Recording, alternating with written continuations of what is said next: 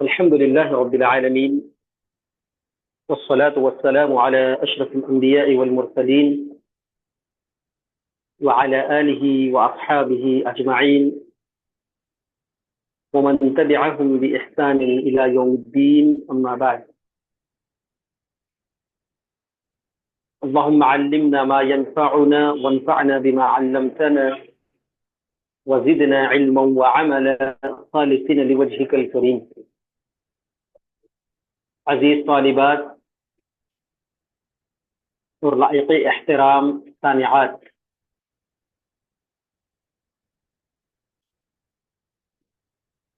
تاریخ حدیث یا تاریخ تدوین حدیث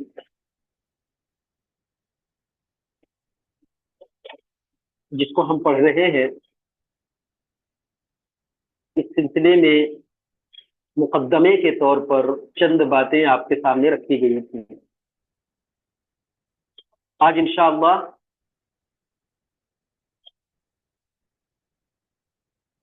جو کتاب متعین کیا گیا ہے تدوین حدیث کے تعلق سے، اس کو ہم پڑھیں گے۔ آئیے سب سے پہلے ہم جو کتاب کی عبارت ہے اس کی خواندگی کرتے ہیں، اس کے بعد پھر اس تعلق سے جو ضروری اور مناسب چیزیں ہیں آپ کے سامنے اس کو بیان کیا جائے گا۔ تدوین حدیث، حدیث اور تدوین کا معنی مفہوم آپ لوگوں نے بخوبی سمجھا۔ اب آئیے سمجھتے ہیں کہ حدیث کی تدوین کا آغاز کب ہوا، کیسے ہوا، کن مراحل سے گزر کر آج ہمارے پاس کتب حدیث کا ایک معتبر اور مستند ذخیرہ موجود ہے۔ تو پہلا ہے دور اول، دور رسول۔ تدوین حدیث کا جو پہلا دور ہے، پہلا زمانہ ہے، یہ رسول اکرم صلی اللہ علیہ وسلم کا خود زمانہ ہے۔ قوم عرب کو اللہ تعالی نے جو صلاحیت عطا کی تھی وہ کسی دوسری قوم کو نہیں دیا تھا۔ ان کی فہم و فراست یعنی سوچنے اور سمجھنے کی صلاحیت، اور قوت حافظہ یعنی میموری کیپیسٹی، میموری پاور، حفظ کرنے کی، یادداشت کی جو طاقت تھی ان کے پاس، ضرب المثل تھی ان کی، یعنی مثال دی جاتی تھی۔ اپنی قوت حافظہ پر ان کو اس قدر ناز تھا کہ وہ کسی چیز کو تحریر کرنا اپنے لیے باعث عار سمجھتے تھے۔ سمجھ رہے نا؟ ان کو اپنی یادداشت پر، اپنی میموری پر، اپنی قوت حافظہ پر اس قدر ناز تھا، اس قدر فخر تھا کہ کسی چیز کو لکھ لینا وہ عیب تھا ان کے نزدیک، عار سمجھتے تھے، اپنے آپ کو کمتر محسوس کرتے تھے کہ ہم یادداشت کے لیے، یاد کرنے کے لیے اس کو لکھ رہے ہیں تاکہ بعد میں یہ ہمارا کام دے نوٹ۔ کیونکہ اللہ تبارک و تعالیٰ نے بلا کا ذہن انہیں عطا کیا تھا۔ جو چیزیں بہت اہم ہوتی ان کو ان کی اہمیت بتانے اور بطور ثبوت پیش کرنے کے لیے تحریر کرتے تھے، نہ کہ بھول جانے کے خوف سے۔ دیکھیے جی، اللہ تعالی نے عربوں کو جو فطری صلاحیت و قابلیت عطا فرمائی تھی وہ کسی دوسری قوم کے حصے میں نہ آئی۔ ان کی فہم و فراست، ان کی ذہانت، ان کی حاضر جوابی، ان کا قوت مشاہدہ اور بالخصوص قوت حافظہ اس قدر مضبوط تھا، اس درجے کی تھی کہ دنیا میں دیگر قوموں کے پاس اس کی مثال نہیں ملتی تھی۔ یہی وجہ ہے کہ ان کے بارے میں یہ جملہ مشہور ہے، یہ جملہ کہا جاتا ہے کہ ضرب المثل فی الحفظ والفہم یعنی یادداشت اور فہم میں یہ لوگ مثال بنے ہوئے تھے، دوسروں کے لیے آئیڈیل اور نمونہ تھے یہ لوگ۔ اور دیکھیے جی، قرآن مجید نے نبوت کے تعلق سے کیا بہترین پیغام دیا، کہا اللہ اعلم حیث یجعل رسالتہ۔ سورہ انعام کی آیت نمبر 124 سے یہ اللہ تبارک و تعالیٰ فرماتا ہے کہ اللہ خوب جانتا ہے کہ اپنی رسالت کہاں رکھنی ہے، کسے نبی بنانا ہے، کس زمین سے نبی کو منتخب کرنا ہے۔ یہ جو آیت کریمہ ہے نا جی، یہ آیت کریمہ اس بات کی طرف اشارہ ہے، اس حقیقت کو واضح کر رہی ہے کہ اللہ تعالیٰ نے عرب قوم کو رسالت کے لیے، نبوت کے لیے منتخب کیا۔ کیوں منتخب کرنے کی وجہ کیا؟ وجہ ہے کہ ان کے اندر اللہ تبارک و تعالیٰ کے پیغام کو سمجھنے کی صلاحیت ہے، ان کے اندر پیغام الہی کو حفاظت کرنے کی قوت ہے، اور ان کے اندر وہ صلاحیت ہے کہ وہ اس پیغام کو دوسروں تک، اور جو کسی دوسری قوم میں یہ چیز نہیں تھی۔ اسی لیے اللہ تبارک و تعالیٰ نے ان کی زبان کی فصاحت اور بلاغت کی دلیل دیتے ہوئے کیا کہا، انا انزلناہ قرآنا عربیا لعلکم تعقلون، کہ ہم نے اس کو نازل کیا ہے عربی قرآن، عربی زبان میں ہم نے قرآن کو نازل کیا ہے، لعلکم تعقلون، شاید کہ تمہیں عقل آ جائے۔ اب یہاں اس آیت میں دیکھیے، اس آیت میں بھی اللہ تبارک و تعالی نے عربی کا ذکر کیا ہے کہ ہم نے عربی زبان میں قرآن کو نازل کیا ہے۔ صرف ایسا نہیں کہ محض یہ ایک زبان ہے اور ایک زبان میں ہم نے قرآن مجید کو نازل کر دیا، نہیں، ایسا نہیں ہے، بلکہ اس زبان کے اندر پائی جانے والی جو فصاحت ہے، اس زبان کے اندر پائی جانے والی جو بلاغت ہے، اس قوم کے اندر جو فکری اور زبانی جو عظمت ہے، ان تمام چیزوں کو یہ چیز ظاہر کر رہی ہے، سمجھ رہے نا؟ اسی لیے ان کو ناز تھا اپنی زبان پر، اپنی قوت حافظہ پر، اور اسی کی بنیاد پر اللہ تبارک و تعالی نے رسالت کے لیے اس سرزمین کو اور یہاں کے لوگوں کو کیا، یہاں کے لوگوں میں سے منتخب کیا محمد صلی اللہ علیہ وسلم کو۔ تو کیا بات ہمیں آئی کہ ان کے لیے کسی چیز کو لکھنا عار تھا، عار محسوس کرتے تھے، لیکن جو چیز بہت اہم ہوتی ان کی اہمیت کو بتانے کے لیے بطور ثبوت کیا ہے، اس کو تحریر کرتے تھے، نہ کہ بھول جانے کے خوف سے۔ مثلا آپسی معاملات وغیرہ کی دستاویز، اسی طرح سے جو چیز ان کو بہت زیادہ پسند ہوتی تھی اس کو بھی عزت افزائی کے لیے تحریر کرتے تھے، بلکہ مزید عزت دیتے ہوئے خانہ کعبہ میں لٹکا دیتے تھے، جیسے سبع معلقہ، ایسے ہی کسی چیز کو عام کرنے کے لیے تحریر کر کے خانہ کعبہ میں لٹکا دیا جاتا تھا، جیسے رسول صلی اللہ علیہ وسلم بنو ہاشم اور بنو عبد المطلب کے خلاف دوسرے لوگوں کا اکجا ہونا اور ان کا بائیکاٹ کرنے کا معاہدہ۔ دیکھیے، عربوں کے لیے لکھنا، تحریر کرنا یہ عیب سمجھا جاتا تھا، یہ لوگ عار سمجھتے تھے۔ ان کا حافظہ اتنا کامل تھا، ان کی یادداشت اتنی مضبوط تھی کہ وہ کسی چیز کو، کسی بات کو، کسی حادثہ یا کسی واقعے کو لکھنے کی ضرورت ہی محسوس نہیں کرتے تھے۔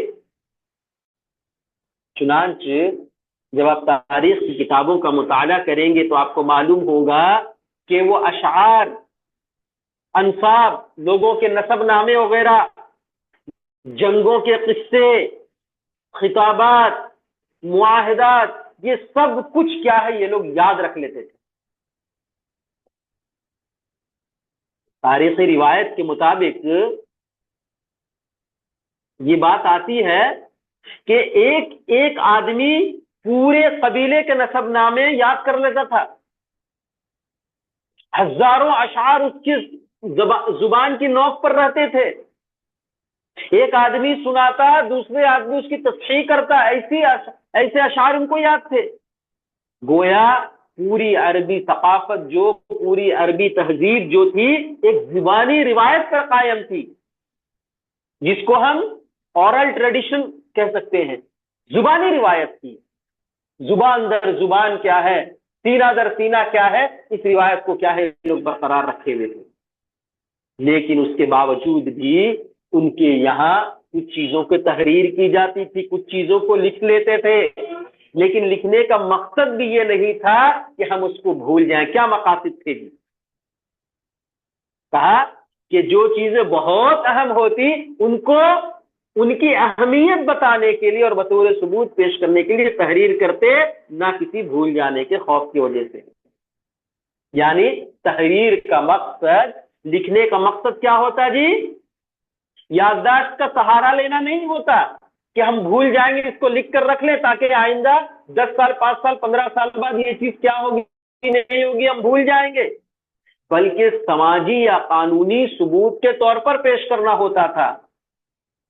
اور یہ جو طرز تھا نا، اسی طرز کو مذہبی اسلام نے بھی باقی رکھا ایک رہنما اصول کے طور پر، اور کہا یا ایھا الذین آمنوا اذا تداینتم بدین الی اجل مسمی فاکتبوہ.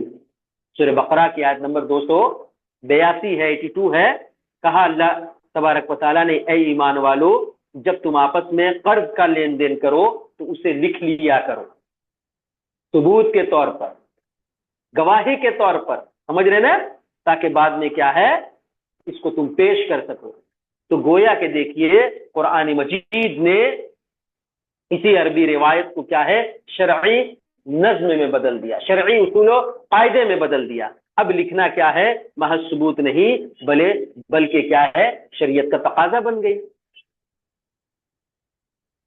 اس کے علاوہ دیکھیے جو تحریر ہوتی تھی یہ عظمت اور تشہیر کے اظہار کے لیے ہوتی تھی. عربوں میں اگر کسی چیز کو عزت دینی ہوتی یا عام کرنی ہوتی تو تحریر کر کے اس کو خانہ کعبہ میں لٹکا دیتے تھے. اور اسی پس منظر میں یہی 7 معلقہ یعنی 7 مشعور قصیدے، 7 مشعور اشعار کے قصیدے، یہ وہ 7 اشعار تھے جنہیں عربوں نے فصاحت میں بے مثال سمجھ کر، بلاغت میں بے مثال سمجھ کر خانہ کعبہ کی دیواروں پر آویزاں کر دیا تھا، لٹکا دیا تھا. اس میں سے چند مشہور شعراء ہیں، امرؤ القیس ہے، اسی طرح زہیر بن ابی سلمہ ہیں، عنترہ بن شداد ہیں. یہ انہی معلقات کے لکھنے والے تھے، انہی کے اشعار تھے. یہ فصاحت میں، بلاغت میں عمدہ کلام تھا. تو اس کو کیا ہے فخر کے لیے، شہرت کے لیے، ناموری کے لیے کیا ہے خانہ کعبہ میں لٹکا دیا جاتا تھا. تو اس سے یہ معلوم ہوتا ہے کہ وہ تحریر کو کیا ہے فخر کے اظہار کے لیے، شہرت اور ناموری کا ذریعہ کے لیے کیا ہے وہ لوگ استعمال کرتے تھے، نہ کہ تعلیم کا ایک ذخیرہ ہو، یادداشت کے لیے کیا ہے وہ لوگ اس کو یہ کرتے تھے. اسی طرح یہاں پر ایک بات آئی کہ نبی کریم صلی اللہ علیہ وسلم کے بائیکاٹ کا معاہدہ کو بھی لٹکایا گیا تھا.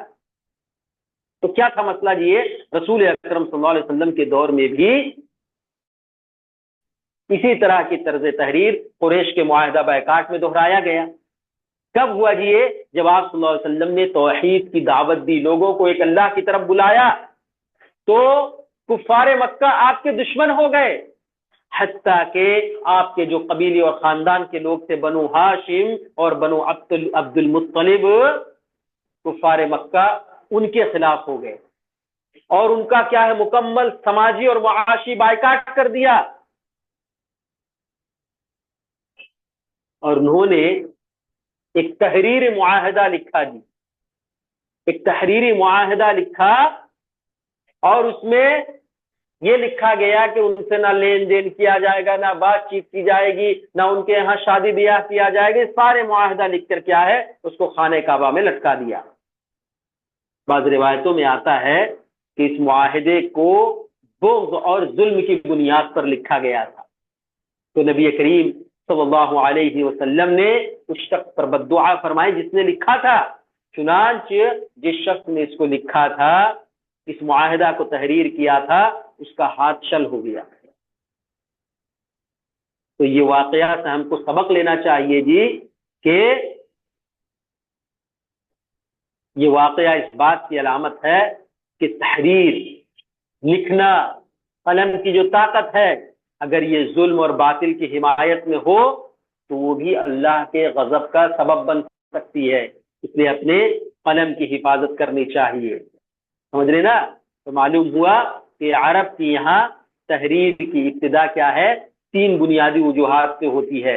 ایک تو یہ کہ دستاویزی ثبوت کے لیے جیسے باہمی معاہدات وغیرہ ہوتا تھا، اسی طرح دوسرا سبب یہ تھا، دوسری وجہ یہ تھی کہ عظمت اور شہرت کی اظہار کے لیے جیسے سبع معلقات وغیرہ لٹکائے جاتے تھے، اسی طرح تیسری وجہ یہ تھی کہ ایک فخر کے لیے، عمومی اشاعت کے لیے کیا ہے، جیسے خانہ کعبہ وغیرہ میں کسی کی تحریر وغیرہ کچھ لٹکا دیا گیا۔ اب آئیے اس کے بعد دیکھیے، اسی طرح کی چیزوں کی ضرورت ان کو کبھی کبھار، اس طرح کی چیزوں کی ضرورت ان کو کبھی کبھار پیش آتی تھی۔ دینی مسائل و معاملات رسم و رواج کی شکل میں تھے جن میں ان کا عمل تھا، لکھنے کی ضرورت نہ تھی۔ بہرحال کسی چیز کو تحریر میں لانے کا مقصد یہ کبھی نہیں ہوتا تھا کہ اگر وہ چیز تحریر میں نہیں آئے گی تو بھول جائیں گے اور ناقابل اعتماد ٹھہرے گی، بلکہ اظہار اہمیت، دستاویزی ثبوت، اظہار پسندیدگی اور تشہیر ہی عام طور سے تحریر کا سبب ہوتا تھا۔ چونکہ اس کی ضرورت شاذ و نادری ہوا کرتی تھی، اس لیے وہ پڑھنے لکھنے کو اہمیت نہیں دیتے تھے اور نہ ہی ضرورت محسوس کرتے تھے، جس کا نتیجہ یہ تھا کہ لکھنے والے حضرات صرف خال پائے جاتے تھے، کوئی پایا جاتا تھا، وہ بھی مکہ مکرمہ جیسے ثقافتی و دینی مرکز میں۔ مدینہ والے اس سے بالکل ناواقف تھے، جیسا کہ شیخ تقی الرحمن نے مبارک پوری رحمۃ اللہ علیہ نے الرحیق المختوم صفحہ نمبر 185 میں ذکر کیا ہے۔ تو معلوم ہوا دیکھیے کہ عربوں کو چونکہ غیر معمولی یادداشت حاصل تھی، غیر معمولی حافظہ ان کو عطا کیا گیا تھا، اس لیے وہ تحریر کو کم اہمیت سمجھتے تھے۔ ان کی دینی، معاشرتی، سیاسی زندگی کا زیادہ تر دار و مدار سننے اور یاد رکھنے میں ہوتا تھا، سنتے تھے بس اس کو یاد رکھتے تھے، چاہے اس کا تعلق دین ہو، چاہے اس کا تعلق معاشرت سے ہو یا تعلق سیاسی زندگی سے ہو۔ اس لیے ان کے یہاں تحریر اور کتابت کی ضرورت کیا ہے، شاذ و نادر ہی پیش آتی تھی۔ کبھی کبھار انہوں نے لکھ لیا، کبھی کبھار کسی چیز کو انہوں نے نوٹ کر لیا، کبھی کبھار کسی چیز کو انہوں نے تحریر میں لے آیا، ایسا تھا۔ ہمیشہ یہ لوگ نہیں لکھتے تھے، کیونکہ وہ جو کچھ بھی کرتے تھے رسم و رواج کی شکل میں، مثلا نکاح کرنا تھا، وراثت کے معاملات تھے، یا کسی معاملے کا خرید و فروخت کا عہد و پیمان وغیرہ کرنا تھا، یہ سب کچھ کیا ہے، زبانی یاد رکھا جاتا تھا۔ اچھا، اگر کبھی یہ لوگ ان چیزوں کو لکھ بھی لیتے تھے تو اہمیت کی اظہار کے لیے، دستاویز بنانے کے لیے، شہرت کے لیے ہوتی تھی، نہ کہ بھول جانے کے خوف سے یہ لوگ اس طرح لکھتے تھے۔ وجہ اس کا کیا ہوا جی، اس کا نتیجہ اور سبب کیا بنا؟ اس سبب کی وجہ سے پڑھنے لکھنے والوں کی تعداد مکہ المکرمہ میں بہت کم تھی، جبکہ مکہ مکرمہ اس وقت تمدنی اور تجارتی مرکز تھا، تہذیب و ثقافت کا کیا ہے، مرکز تھا، گڑھ تھا۔ یہ عربوں کے تجارتی قافلے یہاں آیا کرتے تھے، پھر بھی کیا ہے یہ حالت تھی۔ یہ تو مکے کی حالت تھی کہ افراد کچھ کم تھے، لیکن مدینے کی کیا حالت تھی؟ مدینے کی اکثریت کیا ہے، پڑھے لکھے لوگ ہی نہیں تھے، لکھنا پڑھنا ہی نہیں جانتے تھے۔ اسی لیے اللہ تبارک و تعالیٰ نے اسی کی جانب اشارہ کرتے ہوئے سورہ جمعہ میں کیا فرمایا جی، هو الذی بعث فی الامیین رسولا منہم، کہ اللہ تبارک و تعالیٰ نے انہی میں سے، ان ان پڑھ لوگوں میں سے، امیوں میں سے ایک رسول بھیجا، یتلون علیہم آیاتی ویزکیہم ویعلمهم الکتاب والحکمہ۔ وہ خیر الگ بات۔ تو یہ آیت بھی اس بات کی طرف اشارہ کرتی ہے کہ رسول اکرم صلی اللہ علیہ وسلم کی بعثت ایسی قوم میں ہوئی جو لکھنا پڑھنا نہیں جانتی تھی، زیادہ تر لکھنے پڑھنے سے، تحریر اور کتابت سے کیا ہے یہ لوگ ناواقف تھے، اور رسول اکرم صلی اللہ علیہ وسلم نے بھی یہی بات کو بتلایا اور کہا ان امت امیہ لا نکتب ولا نحسب الشہر ہکذا وہکذا۔ دیکھیے اللہ کے رسول نے خود کہا ان امت امیہ، ہم ایک ان پڑھ امت ہیں جی، ہم امی ہیں، ان پڑھ ہیں ہم لوگ، لا نکتب ولا نحسب، لا نکتب ولا نحسب، نہ ہم لکھنا جانتے اور نہ حساب کرنا جانتے، بس۔ یہ بخاری اور مسلم متفق علیہ حدیث ہے نا۔ تو یہ حدیث، یہ آیت اس دور کی علمی حالت کو بیان کر رہی ہے، اس دور کی علمی حالت کو واضح کر رہی ہے کہ تحریر و حساب عام عربوں کے لیے کیا ہے، اجنبی تھی، یہ چیزیں ان کو نہیں معلوم تھی۔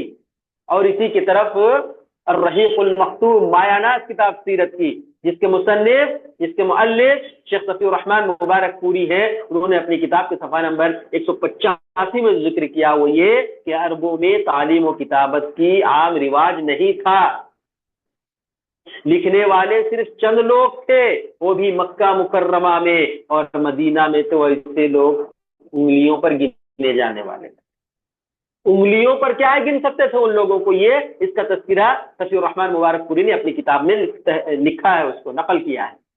معلوم ہوا کہ ان کی تحریر، ان کی کتابت بہت کمزور تھی، اور زبانی روایت ہی ان کے علمی سرمایہ کا اصل ذریعہ تھا۔ دیکھیے جی، یہ ان پڑھ کیا حکمت تھی، کیا حکمت تھی کہ اللہ تبارک و تعالیٰ نے ایک ان پڑھ قوم کو نبوت و رسالت کے لیے منتخب فرمایا۔ یہ بہت اہم بات ہے جی۔ یہ بات اگر ہم ظاہری طور پر دیکھیں تو کمزور معلوم ہوتی ہے کہ عرب لکھنا پڑھنا نہیں جانتے تھے، لیکن عزیز طالبات میں آپ کو یہ بتاؤں کہ یہ در حقیقت یہ اللہ تبارک و تعالیٰ کی خاص تدبیر تھی، کیونکہ اگر وہ زیادہ لکھنے والے ہوتے تو تحریف اور اضافہ کا اندیشہ اور خدشہ بڑھ جاتا۔ دیکھیے کیا کیا تورات اور انجیل کے ساتھ، اور زبانی یادداشت کے کمال کی وجہ سے قرآن و سنت کی حفاظت میں حیرت انگیز کردار صحابہ کرام نے اور تابعین وغیرہ نے انجام دیا۔ دیکھیے اسی ان پڑھ پس منظر میں، اسی پس منظر میں جب قرآن کریم کا نزول ہوا، جب وحی نازل ہوئی، تو صحابہ کرام رضوان اللہ علیہم اجمعین نے نہ صرف اس کو یاد کیا بلکہ رفتہ رفتہ اسے تحریری شکل میں بھی محفوظ کیا، اور یہی چیز تدوین حدیث کا آغاز بنا سمجھیے۔ تو خلاصہ کلام کے طور پر یہ بات معلوم ہوئی کہ عربوں کے حافظے پر بھروسہ اور تحریر سے بے نیازی ایک قومی خصوصیت تھی۔ تحریر کا مقصد الحمدللہ بھول جانا نہیں تھا، بلکہ اہمیت ظاہر کرنا تھا۔ اس لیے امیت کے باوجود، ان پڑھ ہونے کے باوجود اللہ تعالیٰ نے انہیں، قوم کو کیا ہے، وحی اور رسالت کے منتخب فرمایا تاکہ قرآن و سنت کی زبانی روایت مضبوط بنیادوں پر قائم ہو سکے۔ اللہ سے دعا ہے کہ اللہ تبارک و تعالی ان چیزوں سمجھنے کی توفیق عنایت فرمائے۔ اقول قولي هذا واستغفر الله لي ولكم ولسائر المسلمين من كل ذنب فاستغفروه انه هو الغفور الرحيم، وصلى الله تعالى على النبي الكريم۔ السلام عليكم ورحمة الله وبركاته۔